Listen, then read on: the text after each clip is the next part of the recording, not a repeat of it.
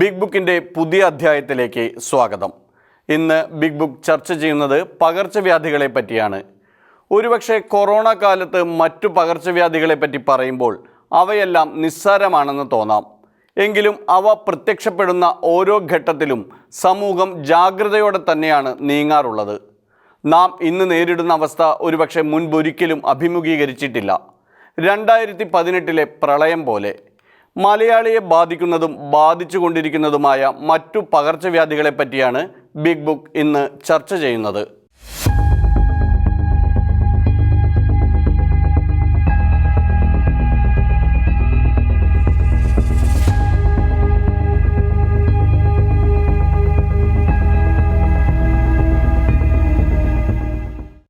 ആഗോള പകർച്ചവ്യാധികൾ ലോകത്ത് എല്ലാ കാലത്തും പിടിച്ചുലയ്ക്കാറുണ്ട്. നമ്മൾ വസൂരി എന്നെല്ലാം വിളിച്ചിരുന്ന സ്മോൾ പോക്സ് അത്തരത്തിലൊന്നായിരുന്നു. അത് പക്ഷേ ലോകവും ആരോഗ്യരംഗവും ഇത്രയൊന്നും വികസിക്കാത്ത കാലഘട്ടം കൂടിയായിരുന്നു. പക്ഷേ അവയെപ്പോലും തുരത്താൻ അന്നത്തെ വൈദ്യശാസ്ത്രത്തിൻ്റെ കണ്ടുപിടുത്തങ്ങൾക്കായി. കോളറയും പ്ലാഗുമെല്ലാം ഇതിന് സമാനമായവ തന്നെയെങ്കിലും ആഗോള മരണനിരക്ക് വസൂരിയോളമാകില്ലെന്നാണ് കണക്കുകൾ വ്യക്തമാക്കുന്നത്. പക്ഷേ ഇന്നത്തെ പകർച്ചവ്യാധികൾ പലതും മനുഷ്യൻ്റെ തെറ്റായ പ്രവർത്തനങ്ങളുടെ ഫലമാണെന്നാണ് മനസ്സിലാക്കേണ്ടത്. ക്ഷയരോഗം ശരിക്കും കൂടുന്നത് അതിൻ്റെ ഇമ്പോർട്ടൻസ് ശരിക്കും HIV വന്ന പിന്നെയാണ് ക്ഷയരോഗത്തിന് പണ്ടേ ക്ഷയരോഗം ഇവിടെ ഉണ്ട്. പക്ഷേ ഈ വെസ്റ്റേൺ കൺട്രീസിലേക്ക് ക്ഷയരോഗം വന്ന് ഈ എയ്ഡ്സ് വന്ന പിന്നെയാണ്. എന്താ വെച്ചാൽ എയ്ഡ്സ് ഉണ്ടെങ്കിൽ ക്ഷയരോഗത്തിന് വരാനുള്ള സാധ്യത ഒത്തിരി കൂടുതൽ. 2017 തൊട്ടിട്ട് കേന്ദ്ര സർക്കാർ 2030 ഈ ക്ഷയരോഗം ഇല്ലാണ്ടാക്കുക, എലിമിനേറ്റ് ചെയ്യുക എന്ന് പറഞ്ഞൊരു പൊതുജന ആരോഗ്യ പ്രശ്നം ഇല്ലാണ്ടാക്കാനാണ് കേന്ദ്ര സർക്കാർ ഒരു നയം കൊണ്ടുവന്നിട്ടുണ്ട്.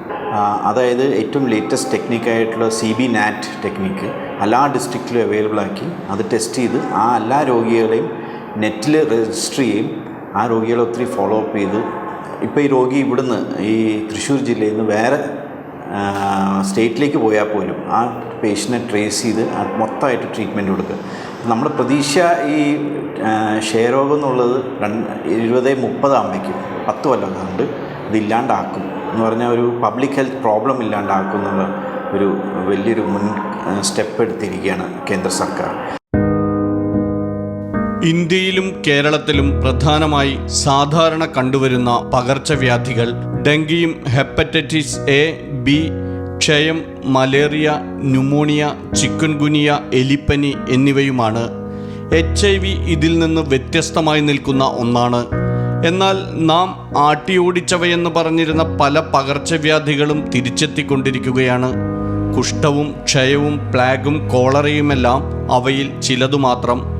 ഇവയുടെ തിരിച്ചുവരവ് സാവകാശവും ചെറിയ തോതിലുമായതിനാൽ പൊതുസമൂഹം വേണ്ടത്ര ജാഗ്രത കാണിക്കുന്നില്ലെന്ന് വേണം കരുതാൻ.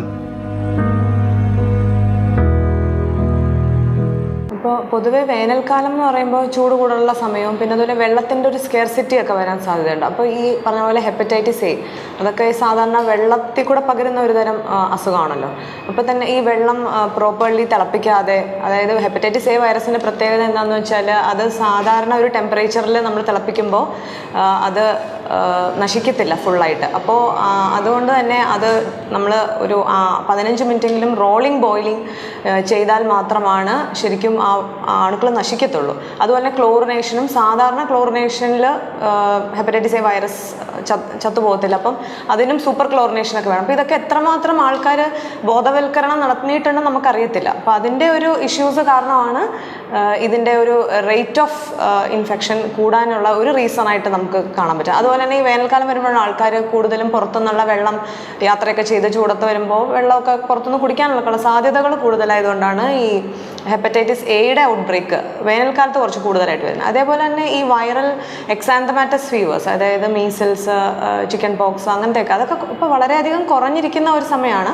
പക്ഷേ എന്നാലും ഇതുപോലെ തന്നെ ഒരു ക്ലോസ് കോൺടാക്റ്റ് ഒക്കെ ഉള്ള സമയത്ത് ഇതിൻ്റെ ഒരു സ്പ്രെഡിന് സാധ്യത, കാരണം വാക്സിനേഷൻ സ്ട്രാറ്റജീസ് ഒക്കെ വളരെ ഇമ്പ്രൂവ് ആയിട്ട് കൊണ്ട് തന്നെ ഇപ്പോൾ ഈ അസുഖങ്ങളൊക്കെ, അതായത് മീസിൽസ്, ചിക്കൻ പോക്സ്, റുബെല്ല അതെല്ലാം വളരെയധികം കുറഞ്ഞിരിക്കുകയാണ്. എസ്പെഷ്യലി കുട്ടികളിലൊക്കെ വളരെ കുറഞ്ഞിട്ടുണ്ട്. എന്നാലും നമുക്ക് ഇടയ്ക്കിടയ്ക്ക് സ്പൊറാഡിക് ആയിട്ട് കേസസ് വരുന്നുണ്ട്. കാരണം ഇത് തന്നെയാണ്, ഒരു പേഴ്സണൽ ഹൈജീൻ, ക്ലോസ് കോൺടാക്റ്റ് അതൊക്കെ കൂടുതലായിട്ട് വരുന്ന ഒരു സമയമായതുകൊണ്ടാണ് ഇങ്ങനെ വരുന്നത്. ആഗോളവ്യാപകമായി ഭീകര പകർച്ചവ്യാധിയായി പരിഗണിക്കപ്പെട്ടിരുന്ന സ്മോൾ പോക്സ് ലോകത്ത് 500 മില്യൺ ജനങ്ങളെയാണ് ഇല്ലാതാക്കിയത്.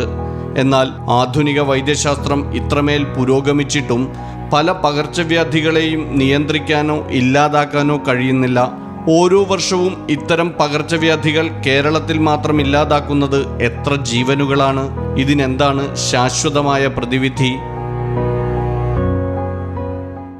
തിരിച്ചുവരാൻ ഏറ്റവും വലിയൊരു സാഹചര്യം എന്ന് വെച്ചാൽ ഇപ്പോഴത്തെ ജീവിതശൈലിയാണ്. കൂടുതൽ യാത്രകൾ, എവിടെയും പോകാത്ത രാജ്യങ്ങളിലേക്ക് പോലും ആൾക്കാർക്ക് ഒരു നിമിഷം കൊണ്ട് അവിടെ എത്താം. ഒരു 2-3 ദിവസം കൊണ്ട് ആ രാജ്യങ്ങളിലെത്തി ആ രാജ്യങ്ങളിൽ നിന്ന് തിരിച്ച് യാത്ര ചെയ്ത് നാട്ടിലേക്ക് വരുമ്പോൾ അവിടെയുള്ള അസുഖങ്ങൾ ഇവിടെ വരാനുള്ള സാധ്യതയുണ്ട്. ഇപ്പോൾ പൊട്ടിത്തെറിക്കുന്ന ഒരു പെട്ടെന്ന് എൻ്റെ മനസ്സിലേക്ക് വരുന്നത് എബോള എന്ന് പറഞ്ഞൊരു അസുഖമാണ്. എബോള എന്ന് പറഞ്ഞാൽ 1975 ആദ്യം ആഫ്രിക്കയിൽ കാണപ്പെട്ടത്. അതില്ലാണ്ടായി കഴിഞ്ഞ ഒരു 3-4 കൊല്ലമായിട്ട് സ്ഥിരമായിട്ട് അവിടെ ഔട്ട്ബ്രേക്സ് ഉണ്ടായിക്കൊണ്ടിരിക്കുക. അതായത് ഈസ്റ്റ് ആഫ്രിക്കയിലായിരുന്നു ആദ്യം, ഐവറി കോസ്റ്റ്, നൈജീരിയ, ഗിനിയ എന്ന് പറഞ്ഞ രാജ്യങ്ങളിലായിരുന്നു അത്. അവിടെയൊക്കെ വളരെ കഷ്ടപ്പെട്ട് കൺട്രോൾ ചെയ്ത് വന്നിട്ട് ഇപ്പോൾ ഒരു 2-3 മാസമായിട്ട് ഡെമോക്രാറ്റിക് റിപ്പബ്ലിക് ഓഫ് കോങ്കോയിൽ ഒരു ഔട്ട്ബ്രേക്ക് ഉണ്ടായിക്കൊണ്ടിരിക്കുക. അപ്പോൾ അവിടെ അത് കൺട്രോൾ ചെയ്യാനായിട്ട് അത്രയും പാടുപെട്ടുകൊണ്ടിരിക്കുക അവിടുത്തെ രാജ്യങ്ങളിൽ. അത് എപ്പോൾ വേണമെങ്കിലും നമ്മുടെ കേരളത്തിൽ വന്നുകൂടാന്നില്ല. എന്താ വെച്ചാൽ ഇത് സ്പ്രെഡ് ചെയ്യുന്നത് മൊത്തം വവാല് വഴിയാണ്. അപ്പോൾ വവാല് വഴി നമുക്കറിയാം നിപ്പ വന്നിരുന്നു. നിപ്പ ആദ്യം കണ്ടുപിടിച്ചത് മലേഷ്യയിലാണ്, പിന്നെ അത് ബംഗ്ലാദേശിലേക്ക് വന്നു, വെസ്റ്റ് ബംഗാളിൽ വന്നു, ഇപ്പോൾ അത് കേരളത്തിലേക്ക് കഴിഞ്ഞ 2 കൊല്ലമായിട്ട് വന്നിരിക്കുന്നു. അതുപോലെ തന്നെയാണ് ഈ എബോള. എബോള ഏത് നിമിഷവും നമുക്ക് പ്രതീക്ഷിക്കാമെന്നാണ്. വരാൻ പറ്റില്ല എന്ന് പറയാൻ പറ്റില്ല, പക്ഷെ എപ്പോൾ വേണമെങ്കിലും പ്രതീക്ഷിക്കാം. വേറൊരു അസുഖം എന്ന് പറയാനായിട്ടുള്ളത് ഡെങ്കി, ചിക്കൻ ഗുനിയ.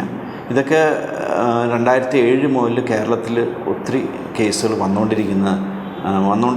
ഇപ്പോഴും അത് വന്നുകൊണ്ടിരിക്കുന്നു. 2017 നമുക്ക് 1000 കൂടുതൽ കേസുകൾ കേരളത്തിലുണ്ടായി. പിന്നെയുള്ളത് എലിപ്പനി. കൺട്രോൾ ചെയ്യാൻ പറ്റില്ല. എന്താ വെച്ചാൽ നമ്മളെ കർഷക മേഖലയിൽ എലി ഉള്ളതുകൊണ്ട്, പ്രത്യേകിച്ചും പൈനാപ്പിൾ ഫാമുകളിൽ നെൽവയൽ കൃഷി ചെയ്യുന്നവർക്ക് എങ്ങനെയായാലും എലിപ്പനിയായിട്ടുള്ളൊരു ബന്ധം എപ്പോഴും ഉണ്ടാവുന്നതാണ്. അത് കൺട്രോൾ ചെയ്യാൻ പാടാണ്. അതുകൊണ്ട് തന്നെ ഈ പോസ്റ്റ് റെയിനി സീസൺ, മഴക്കാലം കഴിഞ്ഞിട്ടുള്ള സീസണിൽ ഒത്തിരി കേസ് എലിപ്പനി വരാറുണ്ട്. ഇത് ശരിക്കും അതിൻ്റെ കേസുകൾ രൂപപ്പെട്ടത് 85 കഴിഞ്ഞിട്ടാണ് കാണപ്പെട്ടത്. നമ്മുടെ നാട്ടിൽ ആദ്യം കണ്ടുപിടിച്ചത് കോലഞ്ചേരി ഹോസ്പിറ്റലിൽ വെച്ചാണ്. അവിടെ ഡോക്ടർ മറിയാമ്മ മാഡം അത് എന്താ വെച്ചാൽ ഒത്തിരി കേസ് കിഡ്നി ഫെയിലിയറും മഞ്ഞപ്പിത്തമായിട്ട് വരുന്നൊരു കേസ്. അങ്ങനെ മാഡം അത് ഗവേഷണം നോക്കി കണ്ടപ്പോൾ ഈ ലെപ്റ്റോസ്പൈറോസിസ് എന്ന് കണ്ടുപിടിച്ചു. അങ്ങനെ ഈ പൈനാപ്പിൾ തോട്ടത്തിൽ അവിടെയൊക്കെ ഈ വാഴക്കുളം കോലഞ്ചേരി ഏരിയയിലെ ഒത്തിരി പൈനാപ്പിൾ കൃഷിയുള്ളവർ. അപ്പോൾ എലി വന്ന് ഈ പൈനാപ്പിൾ കഴിക്കാനായിട്ട് വരുമ്പോൾ അവിടെ മൂത്രമൊഴിക്കും. ഈ മൂത്രത്തിലാണ് ഇതിൻ്റെ ഈ ലെപ്റ്റോസ്പൈറ ഉണ്ടാകുന്നത്. ലക്ഷക്കണക്കിന്, ഒരു തുള്ളി മൂത്രത്തിൽ ലക്ഷക്കണക്കിന് ലെപ്റ്റോസ്പൈറ ബാക്ടീരിയ ഉണ്ടാവും. സ്പൈറോക്കിക് ബാക്ടീരിയയാണ് ഇത്. നമ്മൾ പൈനാപ്പിൾ പറിക്കാൻ പോകുമ്പോൾ ആ കർഷകന് ഇത് മുള്ളു കുത്തും. ആ കുത്തുന്ന സമയത്താണ് ഇത് കയറുന്നത്. അതുപോലെ നെൽവയൽ കൃഷിയിൽ ചെരുപ്പിടാണ്ടാണ് പാടത്തേക്ക് ഇറങ്ങുന്നത്. ആ ചെരുപ്പിടാന്ന് പാടത്തേക്ക് ഇറങ്ങുമ്പോൾ കാല് മുറിയാനുള്ള സാധ്യതയുണ്ട്. കാല് മുറിയുമ്പോഴാണ് ആ മുറിവിൽ കൂടെയാണ് ഈ ലെപ്റ്റോസ്പൈറ നുഴഞ്ഞു കയറ്റുക. അതുപോലെ കുളത്തിൽ നീന്താൻ ഇറങ്ങുമ്പോൾ ഈ കുളത്തിൽ ലെപ്റ്റോസ്പൈറ നമ്മളെ കണ്ണിലോ അല്ലെങ്കിൽ വായക്കൂടെ നമ്മുടെ ശരീരത്തിൽ കയറിയും അത് കോംപ്ലിക്കേഷൻസ്. സാധാരണഗതിയിൽ അതൊരു പനിയും ചെറിയൊരു വലിയ പ്രശ്നമില്ലാണ്ട് അതിപ്പോൾ വളരെ അപൂർവം, ഒരു 2-3% ആൾക്കാർക്ക് അത് റീനൽ ഫെയിലിയർ, കിഡ്നി ഫെയിലിയറും ഹാർട്ട് ഫെയിലിയറും ഒക്കെ ആയിട്ട് മാറാൻ സാധ്യത. മയോകാർഡൈറ്റിസ് എന്ന് പറഞ്ഞൊരു അസുഖം വന്ന് അവർക്കൊരു പ്രശ്നം വരാനുള്ള സാധ്യതയുണ്ട്. ട്യൂബർകുലോസിസ് അഥവാ ക്ഷയരോഗം ഏറ്റവും കൂടുതൽ കണ്ടുവരുന്ന രാജ്യം ഇന്ത്യയാണെന്നാണ് ലോകാരോഗ്യ സംഘടനയുടെ സ്ഥിതിവിവരക്കണക്കുകൾ വ്യക്തമാക്കുന്നത്. ലോകത്താകെ 9.6 മില്യൺ രോഗികളിൽ 2.2 മില്യൺ പേർ ഇന്ത്യയിലാണ്. ഓരോ വർഷവും ഇന്ത്യയിൽ 1600 പുതിയ ക്ഷയരോഗബാധിതർ ഉണ്ടാകുന്നുവെന്നാണ് കണക്ക്. ഇതിൽ തന്നെ MDR അഥവാ മൾട്ടി ഡ്രഗ് റെസിസ്റ്റൻസ് ട്യൂബർകുലോസിസ് കൂടുതൽ അപകടകാരിയായാണ് കണക്കാക്കപ്പെടുന്നത്. ഈ രോഗം ലോകത്ത് 117 രാജ്യങ്ങളിലുണ്ടെങ്കിലും ബാധിത രാജ്യങ്ങളിൽ ഇന്ത്യ തന്നെയാണ് പ്രധാനം. ചികിത്സാ സംവിധാനങ്ങൾ കൃത്യവും സൂക്ഷ്മവുമായി ഉപയോഗിച്ചെങ്കിൽ മാത്രമേ ഈ പകർച്ചവ്യാധിയെ നിയന്ത്രിക്കാനാകൂ. TB തന്നെ നേരത്തെ നമ്മൾ മൈക്കോബാക്ടീരിയം ട്യൂബർകുലോസിസ് നമ്മൾ കൊടുക്കുന്ന ഡ്രഗ്സിനൊക്കെ സെൻസിറ്റീവ് ആയിരുന്നു, അതെല്ലാം എഫക്റ്റീവ് ആയിരുന്നു. പക്ഷേ ഇത് കൃത്യമായി മരുന്ന് കഴിക്കാത്ത ഒരു റീസണാണ്.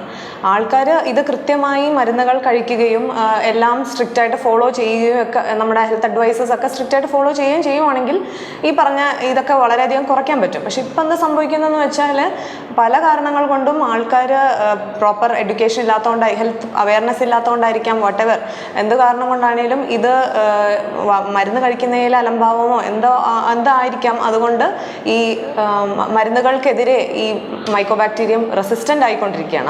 ഇപ്പം സാധാരണ കൊടുക്കുന്ന മരുന്നുകൾക്കൊക്കെ കുറേ മരുന്നുകളെങ്കിലും അവർ ഈ ഓർഗാനിസം റെസിസ്റ്റൻ്റ് ആവുകയാണ്. അപ്പം നമ്മൾ പുതിയ മരുന്നുകൾ കണ്ടെത്തുക എന്നുള്ളതാണ് നമ്മുടെ മുന്നിലുള്ള വഴി. വൈദ്യശാസ്ത്ര രംഗം ഇത്രയും മുന്നേറിയിട്ടും നാം പടിയടച്ച് പുറത്താക്കിയ ക്ഷയം, കുഷ്ഠം പോലുള്ള പകർച്ചവ്യാധികൾ തിരിച്ചെത്തുന്നത് എന്തുകൊണ്ടായിരിക്കാം? നാം എത്രമാത്രം ആധുനികരെന്ന് പറയുമ്പോഴും നമുക്ക് ചുറ്റുമുള്ള വലിയൊരു വിഭാഗത്തിന് അതിൻ്റെ ഗുണഫലങ്ങൾ ജീവിതത്തിൽ പ്രതിഫലിച്ചിട്ടില്ല എന്നതാണ് യാഥാർത്ഥ്യം. 2005 ഇന്ത്യയിൽ നിന്നും കുഷ്ഠരോഗത്തെ നിർമ്മാർജ്ജനം ചെയ്തുവെന്ന് പ്രഖ്യാപനമുണ്ടായി. എന്നാൽ ഇന്ത്യ ഇന്ന് കുഷ്ഠരോഗത്തിൻ്റെ തലസ്ഥാനമായി വിശേഷിപ്പിക്കപ്പെടാവുന്ന അവസ്ഥയിലാണ് എത്തി നിൽക്കുന്നത്. ലോകത്തെ ആകെ കുഷ്ഠരോഗബാധിതരിൽ 66% ഇന്ത്യയിലാണ്. 2016-17 വർഷം 1,35,485 പുതിയ കേസുകളാണ് ഇവിടെ കണ്ടെത്തിയിരിക്കുന്നത്. കുഷ്ഠരോഗം പലരുടെയും വിചാരം കുഷ്ഠരോഗം ഇല്ല, ഇപ്പോൾ അതില്ല എന്നുള്ളതാണ്. പക്ഷേ ഇപ്പോൾ കണ്ടുവരുന്നത് പല ഡെർമറ്റോളജി ക്ലിനിക്സിലും ഒത്തിരി കേസുകൾ, ഒത്തിരി എന്ന് പറഞ്ഞാൽ ഒരു ആഴ്ചയിൽ 1-2 കേസ് വരാറുണ്ട്. അത് ഡിറ്റക്റ്റ് ചെയ്ത് കഴിഞ്ഞാൽ അതിനുള്ള ചികിത്സയുണ്ട്. പക്ഷേ അതൊരു പബ്ലിക് ഹെൽത്ത് പൊതുജന പ്രശ്നമായിട്ടുള്ള പ്രശ്നമല്ല എന്ന് പറഞ്ഞാൽ പണ്ടൊക്കെ അത് ഒത്തിരി പേർക്ക് ഉണ്ടായിരുന്നു. ഇപ്പോൾ വളരെ കുറച്ച് പേരിലേ കാണാറുള്ളൂ.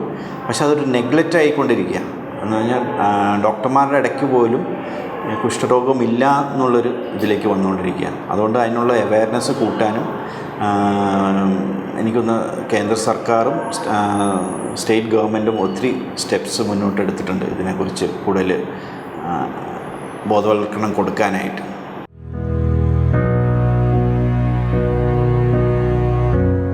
കേന്ദ്ര സർക്കാരിൻ്റെ കീഴിൽ കുഷ്ഠരോഗ നിർമ്മാർജ്ജന യത്നം ഇപ്പോഴും ശക്തമായി പ്രവർത്തിക്കുന്നുവെന്നാണ് പറയുന്നത്. എന്നാൽ രോഗത്തെ ഫലപ്രദമായി നിയന്ത്രിക്കാൻ ഇനിയും കഴിഞ്ഞിട്ടില്ലെന്ന് വേണം കരുതാൻ.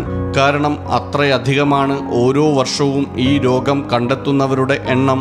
കിഴക്കേ ആഫ്രിക്കയിൽ നിന്നും പൊട്ടിപ്പുറപ്പെട്ട ഈ രോഗത്തെ കീഴടക്കാൻ മറ്റു പല വികസ്വര രാജ്യങ്ങൾക്കും സാധിച്ചു.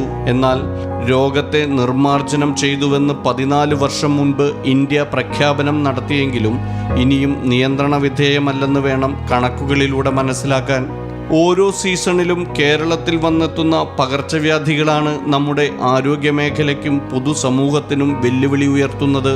അവയ്ക്ക് നിരവധി മനുഷ്യജീവൻ ബലി നൽകേണ്ടതായും വരാറുണ്ട്. ഡങ്കിയും ചിക്കൻ ഗുനിയയും ഹെപ്പറ്റൈറ്റിസും ഇൻഫ്ലുവൻസയും പ്രതിരോധ കുത്തിവെപ്പുകൾ സ്വീകരിച്ചിട്ടും പിടികൂടുന്ന മീസിൽസുമെല്ലാം ഇവയിൽ ചിലതു മാത്രം. ക്ഷയരോഗവും കുഷ്ഠരോഗവും കേരളത്തിലും വർദ്ധിച്ചുകൊണ്ടിരിക്കുന്നുവെന്നാണ് ആരോഗ്യവകുപ്പിൻ്റെ കണക്കുകൾ സൂചിപ്പിക്കുന്നത്. ഹെപ്പറ്റൈറ്റിസ് എ വെള്ളത്തിൽ നിന്ന് പകരുന്ന ഒരു ഫീക്കോ ഓറൽ ട്രാൻസ്മിഷൻ ഉള്ള ഒരു അസുഖമാണ്. അതായത് ഇംപ്യൂർ ആയിട്ടുള്ള, അതായത് ശുദ്ധീകരിക്കാത്ത വെള്ളമോ ഭക്ഷണമോ, അതായത് പ്രോപ്പർലി കഴുകാത്ത വെജിറ്റബിൾസ്, അതിൽ കണ്ടാമിനേറ്റഡ് വാട്ടർ വെള്ളം ഇരിക്കുന്നതുകൊണ്ട് അങ്ങനെയൊക്കെ പകരുന്ന ഒരു വൈറൽ അസുഖമാണ്. ഹെപ്പറ്റൈറ്റിസ് എ എന്ന് പറഞ്ഞ വൈറസ് ഉണ്ടാക്കുന്ന ഒരു തരം അസുഖമാണ്. അതുകൊണ്ട് തന്നെ സ്പ്രെഡ് വളരെ കൂടുതലാണ്. കാരണം ഞാൻ നേരത്തെ പറഞ്ഞ പോലെ ഇത് വൈറസ് പെട്ടെന്ന് നമുക്ക് ഒരു സാധാരണ ഒരു ബ്ലീച്ചിങ് പൗഡർ ഇട്ട് നമ്മൾ കിണറിലെ വെള്ളം ക്ലോറിനേറ്റ് ചെയ്യുമ്പോൾ ഈ വൈറസ് നശിക്കുന്നില്ല. അപ്പോൾ സൂപ്പർ ക്ലോറിനേഷനൊക്കെ ചെയ്ത് എന്നാൽ മാത്രമേ ഈ വൈറസ് നശിക്കത്തുള്ളൂ. അതുപോലെ തന്നെ വൺസ് ഇത് നമ്മുടെ ശരീരത്തിൽ എൻ്റർ ചെയ്ത് കഴിഞ്ഞാൽ ഒരു ലോങ് ഇൻക്യുബേഷൻ പീരീഡ് ഉണ്ട് ഈ വൈറസിന്. അതായത് ഒരു 10 to 40 days എടുക്കും നമ്മുടെ അസുഖം അണുക്കൾ കയറിയ ആൾക്ക് ഒരു ഡിസീസ് മാനിഫെസ്റ്റ് ചെയ്യാൻ വേണ്ടിയിട്ട്. ക്ലിനിക്കൽ ഫീച്ചേഴ്സ് ആണ് പ്രധാനമായും പനി, ദേഹം വേദന, മസിൽസിന് വേദന, അതുപോലെ മഞ്ഞപ്പിത്തം. അതൊക്കെയാണ് നമ്മൾ ഈ മഞ്ഞപ്പിത്തം വരിക എന്നൊക്കെ പറയുന്നത്. യൂഷ്വലി ഈ വാട്ടർ ബോൺ ആയിട്ടുള്ള ഹെപ്പറ്റൈറ്റിസ് എയിലാണ് സാധാരണ ഈ മഞ്ഞപ്പിത്തമൊക്കെ കണ്ടുവരുന്നത്. അപ്പോൾ പിന്നെ അതുപോലെ വിശപ്പില്ലായ്മ, ഛർദി, അതൊക്കെ ആയിരിക്കും സാധാരണ ലക്ഷണങ്ങൾ. അപ്പോൾ സാധാരണ എന്താ സംഭവിക്കുന്നത് വെച്ച് കഴിഞ്ഞാൽ ഒരു ട്രീറ്റ്മെൻ്റ് ആയിട്ട് കൊടുക്കാനില്ല. എന്ന് വെച്ചാൽ നമുക്ക് സിംറ്റമാറ്റിക് ട്രീറ്റ്മെൻ്റ് ആണ്. അതായത് പേഷ്യൻറ്റിന് ഇപ്പോൾ പനിയാണെങ്കിൽ പനിയുടെ മരുന്നുകളും റെസ്റ്റും നല്ലൊരു പ്രോപ്പർ ഡയറ്റും അത്യാവശ്യം ജലാംശമൊക്കെ ഉള്ള ഭക്ഷണം കഴിക്കുക, അങ്ങനെയൊക്കെയുള്ള സപ്പോർട്ടീവ് ട്രീറ്റ്മെൻറ്റ് നമ്മൾ കൊടുക്കുക. ഒരു പ്രത്യേകമായിട്ടുള്ളൊരു ആൻറ്റിവൈറൽ ഡ്രഗൊന്നും അവൈലബിൾ അല്ല.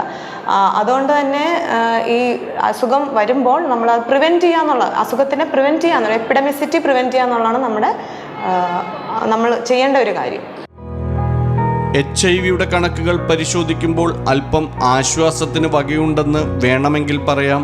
മുൻകാലങ്ങളെ അപേക്ഷിച്ച് കേരളത്തിലെങ്കിലും HIV ബാധിതരുടെ എണ്ണത്തിൽ കുറവുണ്ട്.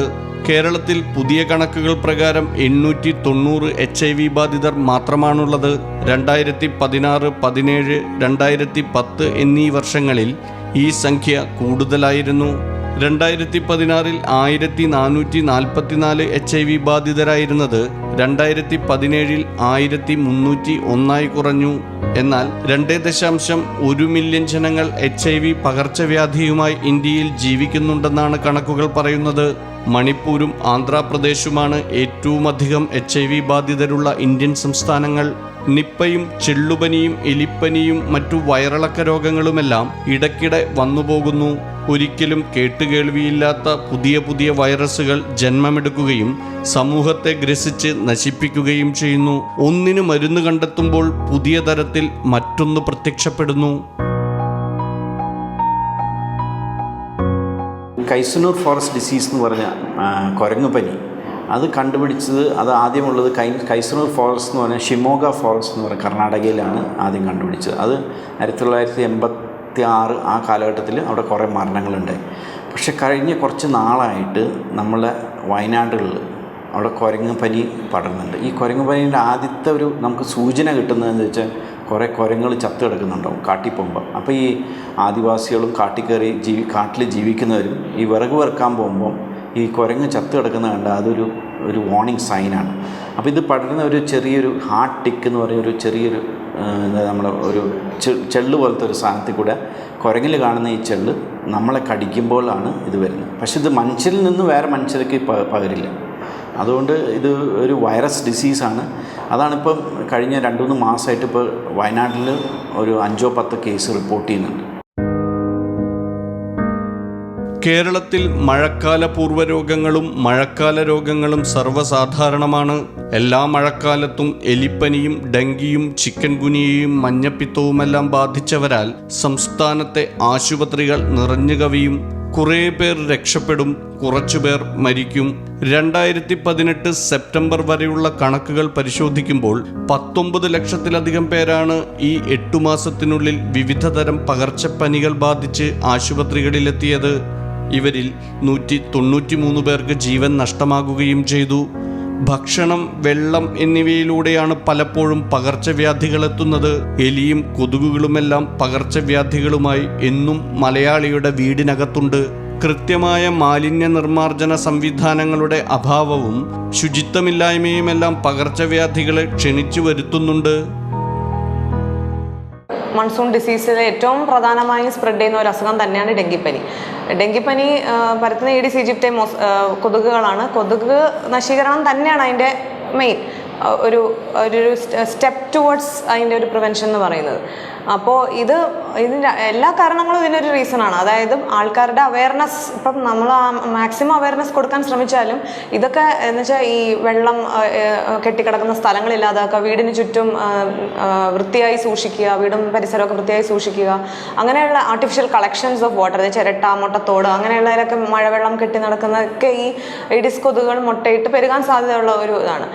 അപ്പോൾ ആൾക്കാരിൽ അവയർനെസ് ക്രിയേറ്റ് ചെയ്യുക, ആൾക്കാർ അതിനോട് മാക്സിമം അവരുടെ people's health in people's hand എന്നുള്ള ഒരു പ്രൈമറി ഹെൽത്ത് കെയറിൻ്റെ ഒരു പോളിസി, അത് ആൾക്കാർക്ക് അത് അവരെ ഉൾക്കൊണ്ടത് നമ്മൾ തന്നെ ചെയ്യേണ്ട കാര്യമാണ്.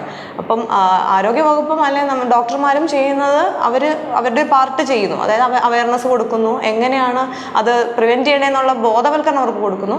ബാക്കിയെല്ലാം ജനങ്ങൾ തന്നെ, ആൾക്കാർ തന്നെ അത് ചെയ്ത് അത് വരുത്തേണ്ടതാണ്. ലൈക്ക് ഡ്രൈ ഡേ ഒബ്സർവ് ചെയ്യുക, വീടും പരിസരം ശുചിയായി വെക്കുക, മാലിന്യങ്ങളൊക്കെ വലിച്ചെറിയാതെ പ്രോപ്പർലി ഡിസ്പോസ് ചെയ്യുക, അങ്ങനെയുള്ള കൊതുക് പരത്തുന്ന ഡെങ്കി മാത്രമല്ല, ചിക്കൻ ഗുനിയ, മലേറിയ, അങ്ങനെ പല രോഗങ്ങളുണ്ട്. അതെല്ലാം കണ്ടെയ്ൻ ചെയ്യുക എന്നുള്ളത് ആൾക്കാരുടെ നമ്മളുടെ ആവശ്യമാണെന്ന് മനസ്സിലാക്കി നമ്മൾ അതനുസരിച്ച് പ്രതിരോധ പ്രവർത്തനങ്ങൾ ചെയ്യുക. ഇപ്പോൾ നമ്മൾ ഡെങ്കി, ചിക്കൻ ഗുനിയ എന്നൊക്കെ പറഞ്ഞ പോലെ, അതായത് ഈ കൊതുകുകളിൽ നിന്ന് പകരുന്ന രോഗങ്ങളെക്കുറിച്ച് പറഞ്ഞ പോലെ തന്നെ മറ്റ് ഈ ചെള്ളുകൾ, അങ്ങനെയുള്ള ടിക്സ്, മൈറ്റ്സ്, അങ്ങനെയുള്ള അതിലൂടെ പകരുന്ന രോഗങ്ങളുണ്ട്. അത് ജന്തുക്കളിൽ നിന്ന് മനുഷ്യരിലേക്ക് പകരുന്ന, അനിമൽസിൽ നിന്ന് സൂണോട്ടിക് ഡിസീസ് എന്ന് പറയുന്ന കുറച്ച് രോഗങ്ങളുണ്ട്. അതിൽപ്പെടുന്ന ഒന്നാണ് നമ്മുടെ ഈ കുരങ്ങുപനി. അത് എന്ന് വെച്ചാൽ കേസ്ന ഫോറസ്റ്റ് ഡിസീസ് എന്ന് പറഞ്ഞ കുരങ്ങുപനി. പിന്നെ നമുക്ക് പറയാവുന്ന സ്ക്രബ് ടൈഫസ്, പിന്നെ ജാപ്പനീസ് എൻകെഫലൈറ്റിസ് എന്ന് പറയുന്നത് നമ്മുടെ ഇപ്പോൾ കേരളത്തിൽ ഇപ്പോൾ കണ്ടുവരുന്നുണ്ട്. കാരണം നമ്മുടെ പറഞ്ഞ പോലെ തന്നെ നമ്മുടെ ടെമ്പറേച്ചർ, ട്രോപ്പിക്കൽ ക്ലൈമറ്റ്, അതൊക്കെ ഈ ഒരു മോസ്കിറ്റോസിനാണേലും ഈ പറഞ്ഞ മറ്റുള്ള ഈ ടിക്സിനും മൈറ്റ്സിനൊക്കെ ഒരു ഫേവറബിൾ ആയിട്ടുള്ള, അതുപോലെ ലീഷ്മാനിയാസിസ് എന്ന് പറയുന്ന അസുഖം, അതൊക്കെ നമുക്ക് ഇപ്പോൾ കണ്ടുവരുന്നതെന്ന് വെച്ചാൽ ഈ പറഞ്ഞ വെക്ടേഴ്സിന് ബ്രീഡ് ചെയ്യാനൊക്കെ പറ്റിയൊരു ഫേവറബിൾ ആയിട്ടുള്ളൊരു എൻവയോൺമെൻറ്റ് നമുക്കിവിടെ കേരളത്തിൽ ഉള്ളത് കൊണ്ടാണ്. ഒന്നാമത് ടെമ്പറേച്ചർ, ഹ്യൂമിഡിറ്റി, റെയിൻഫോൾ, ഇതെല്ലാം അതിന് ഒരു കുറേ ഫാക്ടേഴ്സായിട്ട് അതിന് ഹെൽപ്പ് ചെയ്യുന്നുണ്ട്. അപ്പോൾ ആ ഒരു കാരണം കൊണ്ട് തന്നെ ഇങ്ങനത്തെ രോഗങ്ങളും നമ്മുടെ കേരളത്തിൽ ഇപ്പം സാധാരണ നമ്മുടെ ട്യൂബർക്കുലോസിസ് എന്നുള്ള രോഗങ്ങൾ ഒരു സൈഡിൽ നിൽക്കുമ്പോൾ തന്നെയും ഇങ്ങനത്തെ രോഗങ്ങൾ, ജന്തുജന്യ രോഗങ്ങൾ, മറ്റ് വെക്ടർ ബോൺ ഡിസീസസ്, അതൊക്കെ നമുക്ക് അതിനോടുമൊക്കെ നമ്മളിപ്പോൾ പ്രോണാണ് നമ്മുടെ കേരളം. എസ്പെഷ്യലി മൈഗ്രേഷൻ, നമ്മൾ ഇങ്ങോട്ട് അന്യ സംസ്ഥാനത്തൊക്കെ ആൾക്കാർ വരുന്നുണ്ട്. അപ്പം അവിടെയുള്ള രോഗങ്ങൾ നമുക്ക് വരാനും, പിന്നെ ഇൻ്റർനാഷണൽ ട്രാവൽ നേരത്തെ പറഞ്ഞ പോലെ ഉണ്ട്. അപ്പോൾ അവിടെ ഇൻ്റർനാഷണൽ സ്പ്രെഡ് ഓഫ് ഡിസീസും നമുക്ക് കൂടുതലാണ്. അപ്പോൾ അതൊക്കെയാണ് നമ്മൾ കേരളം ഇപ്പോൾ ഫേസ് ചെയ്തുകൊണ്ടിരിക്കുന്ന കുറച്ച് പബ്ലിക് ഹെൽത്ത് ത്രെറ്റ്സ്, അതായത് പൊതുജനാരോഗ്യത്തിലെ ഒരു ഭീഷണി എന്ന് പറയുന്നത്. പകർച്ചവ്യാധികൾക്ക് പല കാരണങ്ങളാണ് ശാസ്ത്രലോകം പറയുന്നത്. മാലിന്യം നിറഞ്ഞ സാഹചര്യത്തിലുള്ള ജീവിതവും മലിനമായ കുടിവെള്ളവുമാണ് ഏറ്റവും പ്രധാനം.